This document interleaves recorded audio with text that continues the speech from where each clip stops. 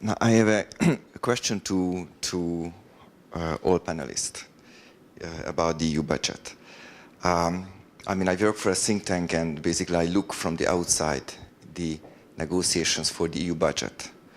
But what I can observe is that there's a heavy fight whether this should be 690 billion, 960, 940, so how much actually the amount should be.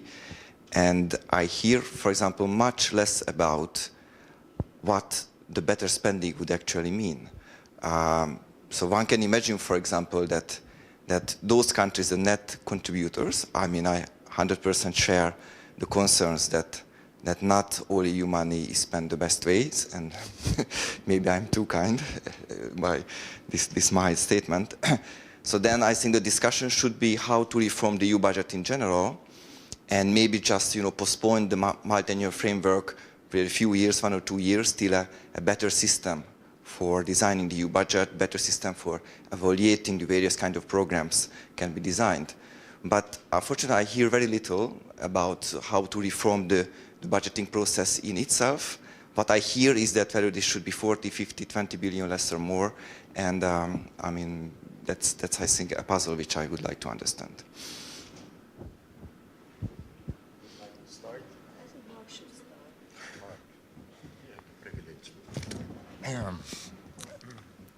A puzzle, yeah. I mean, it is only normal that once this debate moves up to heads of state and government, the final arbitrages are about big figures and how much one should move away in one or the other direction, but in terms of rather marginal final adjustments. And it is not at that moment, indeed, that the main debate takes place.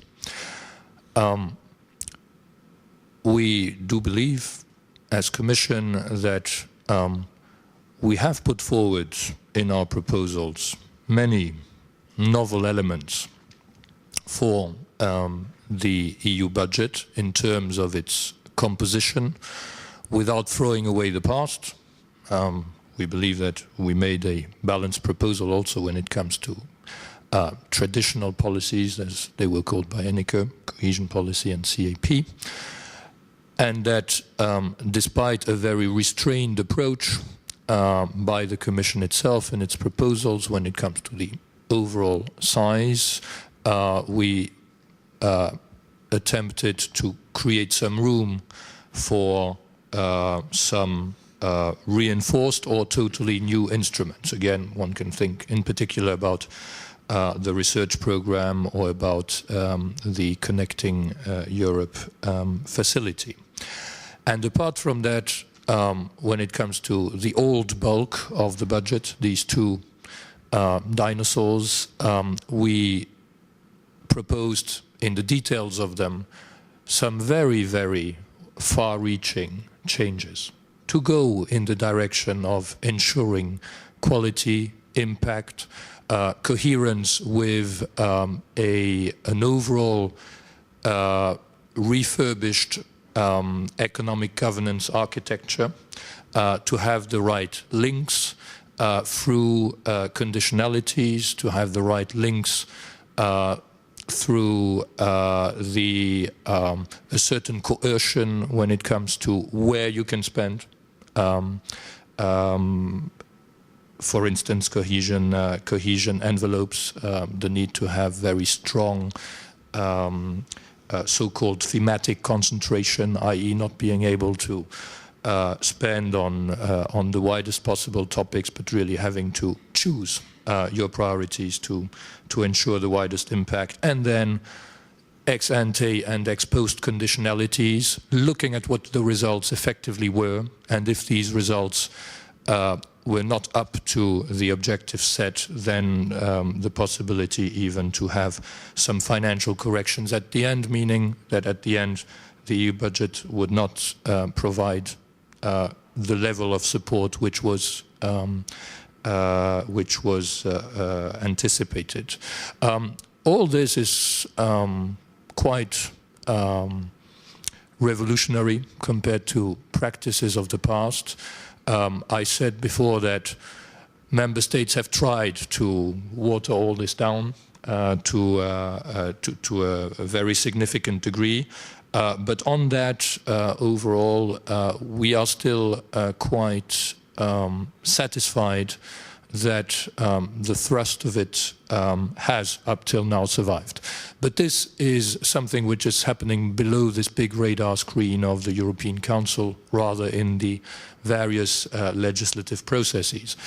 Then there's one element which I hadn't talked about, which were our proposals on the financing side of the budget. New resources. What is left of that today? Well, we do have the prospect of a financial transaction tax set up in a coordinated way through an EU instrument, even if this would only be at the level of a subgroup of member states. But the treaty foresees that. It is all treaty-based, and it would be EU legislation, but applicable again only to a subgroup. And this to us remains a perfectly valid source for financing the EU budget. Again, there we see that there are very strong resistances generally. And it brings me back to if there is one main deep disappointment to be expressed at this point in time, it is that indeed there is a lack of vision very clearly in member states. The dynamics have led to very strong conservatism at this point in time. No change, basically, and let's keep things as they are, as much as possible. Again, there is still hope because some elements of reform and change are trickling through, as it seems, and hopefully will survive until the end. But generally, what is lacking, and one could even criticize, I think, the Commission for having lacked ambition when it made its proposals. But it made its proposals again some 1.5 years ago, when I think overall we were slightly more optimistic than today of the exact moment when we would exit the crisis. And Charles, I think you were the one showing graphs indicating year after year how basically the forecasts were worsening every time. Indeed, I think this is a criticism which I would take, definitely, that the Commission has not proposed enough expenditure altogether, that it should have gone for a higher figure. You were also the one, if I remember well this morning, who was saying we need a collective EU growth initiative. And you dismissed, rightly so, what happened back in June. This recycling of existing amounts which haven't been spent yet, 55 billion from cohesion policy, this 2013 tranche of cohesion policy, which anyway will have to be put hopefully to the best use. And then the one slightly novel element of the increase of the EIB capital by 10 billion, hoping to have thereby a very significant leverage effect in terms of the loans volume by the EIB in the coming years. But all that, let's be serious, doesn't add up to a serious European strategy for growth through certain targeted public investments. The tool, we don't need to invent it. The tool is the MFF, and no member state at this exact point in time is recognizing this. Sorry, I shouldn't say no.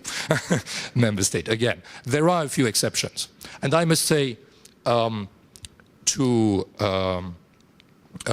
be unfair, I must say that at the European Council itself, there were member states who had for a long time asked for further cuts, who at the European Council itself said, okay, we have reached a point where it's enough.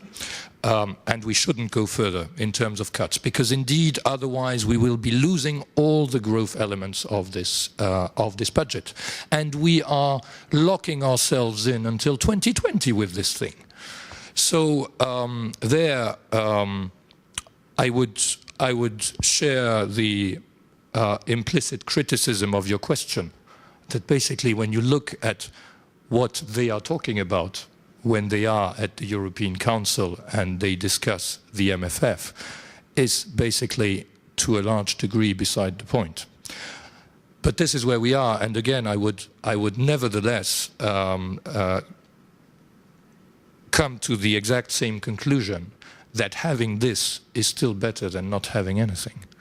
But indeed, I think there is scope for soul searching at the European level about this, and just saying we should spend better, implying we should spend less anyway at European level, I think that is slightly short in terms of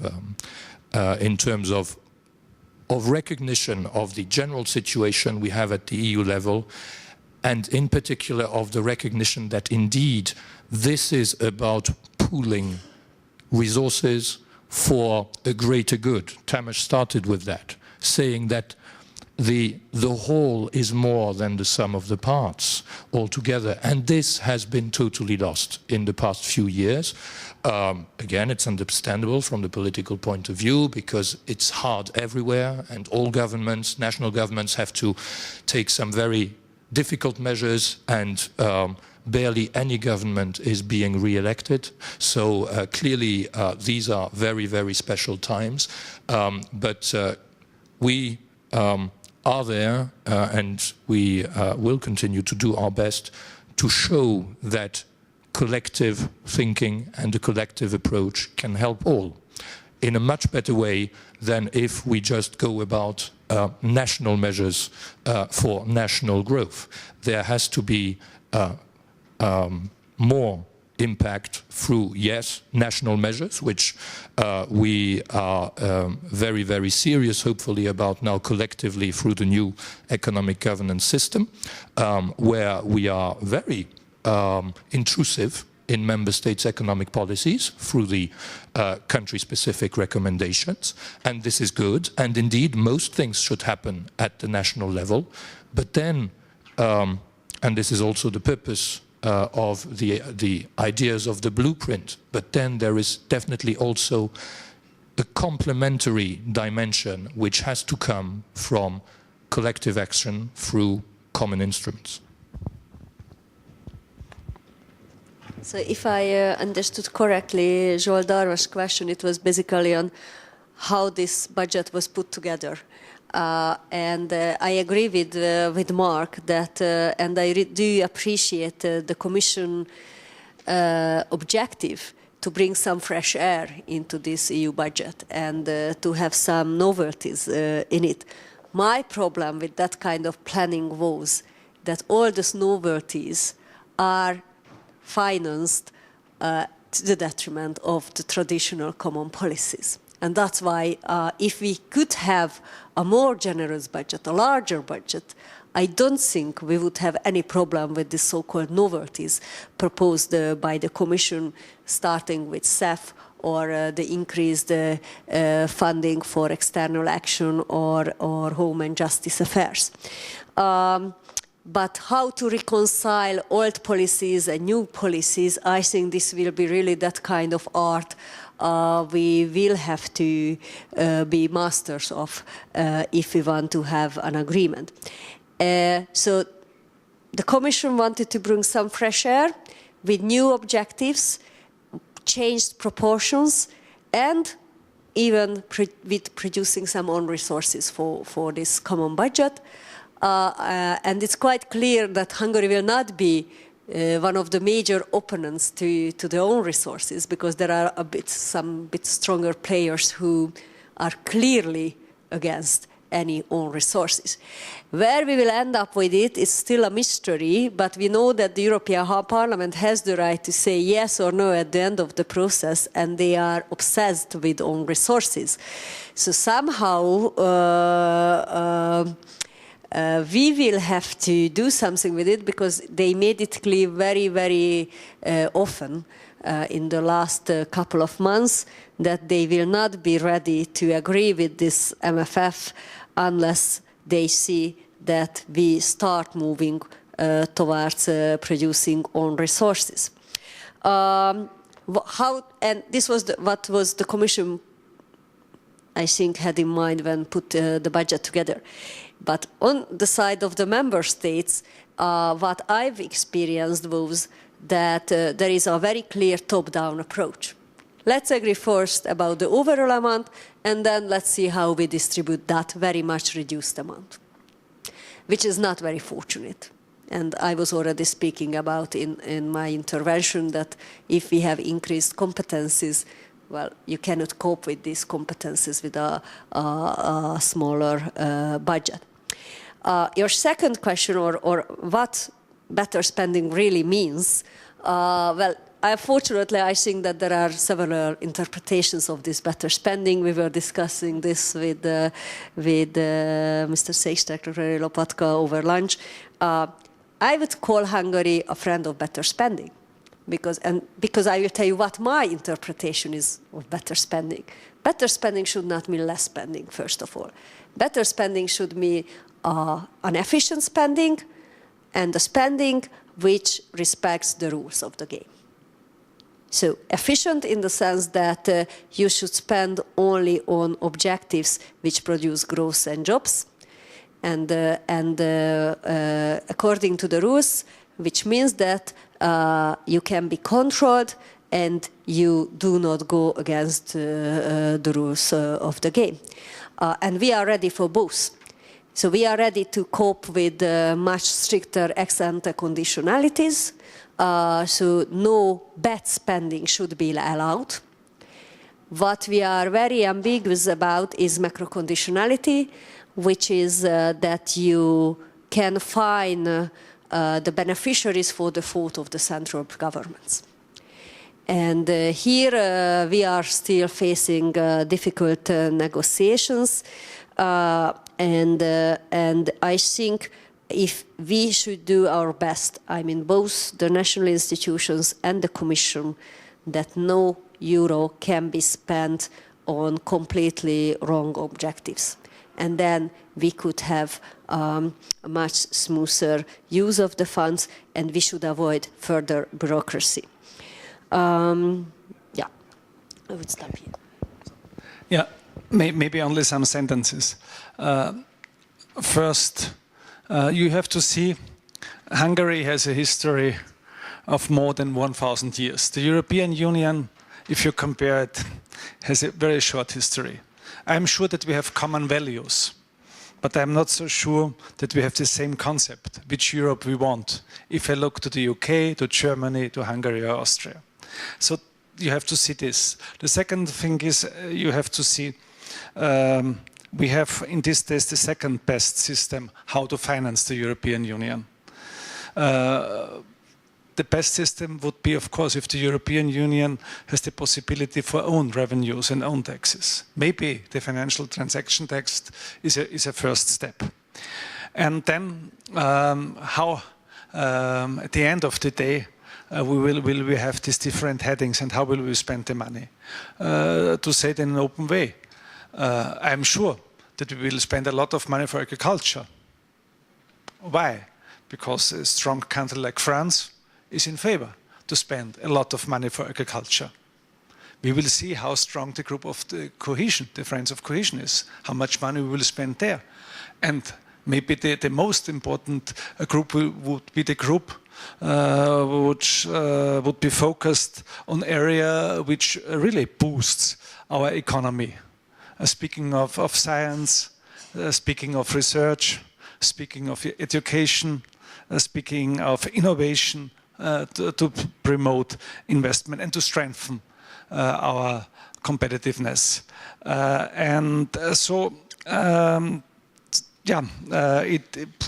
think we will not have big changes. We will have a result, but we in Austria we have also next year an election in autumn. And I have to think also how see our taxpayers. What we have done already for Greece. We were forced two banks. Now we are the owner. The Austrian government. We are the owner of the bank. We lost more than 1 billion.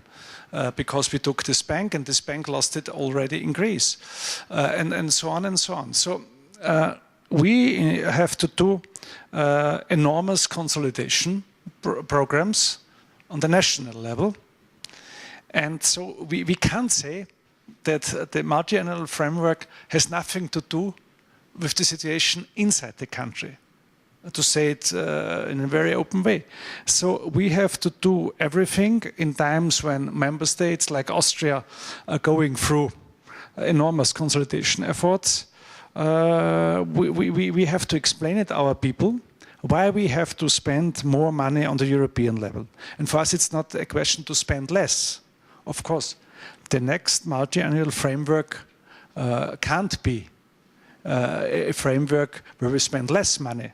The question is, how can we explain why we have to spend more money and how much money is needed, how much more money is needed? That's the question.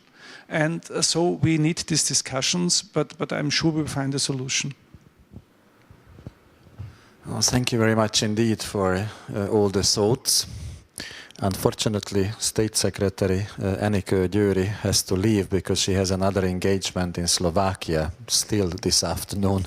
So, although I see that there would be some more questions, I'm sorry to bring this event to a close. Thanking very much the panelists and, of course, for the audience, the participation.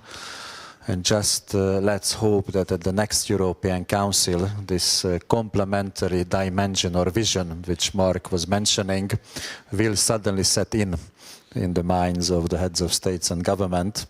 And the result would be good for both the Better Spending group and both for the Friends of Cohesion group. Hungary belongs to both groups, so can only come out well from this discussion. So thank you very much.